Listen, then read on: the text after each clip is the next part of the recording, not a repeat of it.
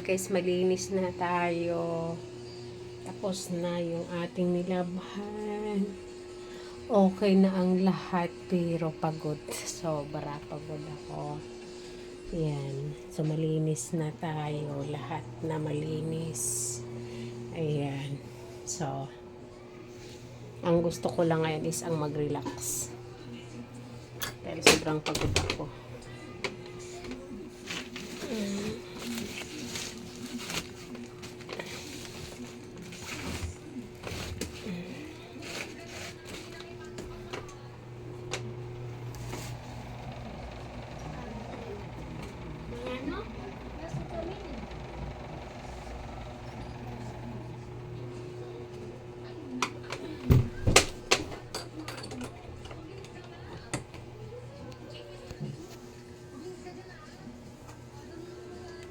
Yung aking hagdanan guys is maliit lang po. Talaga ganyan lang po. Kaya sabi ko gusto kong mag-vlog.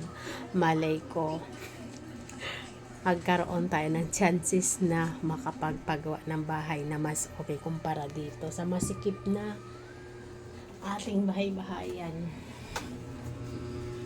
Ayan. So sabi ko magtsaga ako pag mag-vlog dahil ganito ang aming sitwasyon.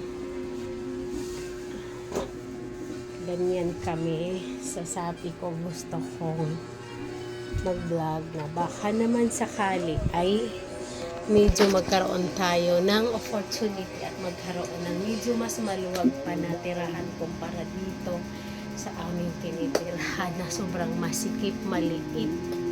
Ayan. So, sana tayo ay magkaroon din ng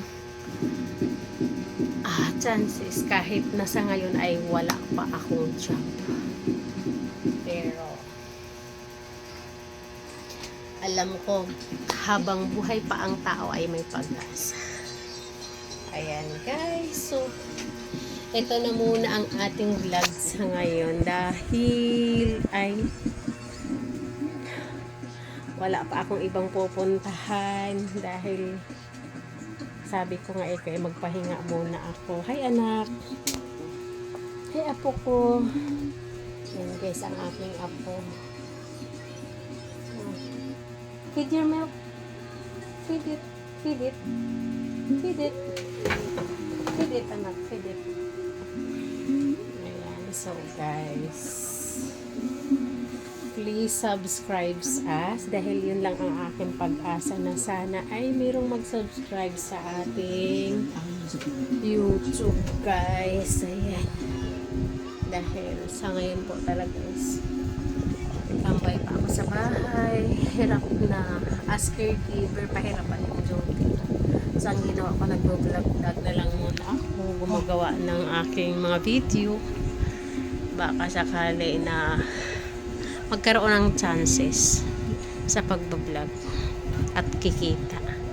Dahil sa ngayon is talagang wala na akong duty. Since nga ako ay 48 na. So parang pahirapan na yung duty ko. At umabot na siguro ng taon na wala na akong duty. So guys, sana po i-subscribe nyo ako dito sa YouTube channel ko. So maraming salamat po. Hanggang dito na lang po muna. Mama. Bye bye. Love you all.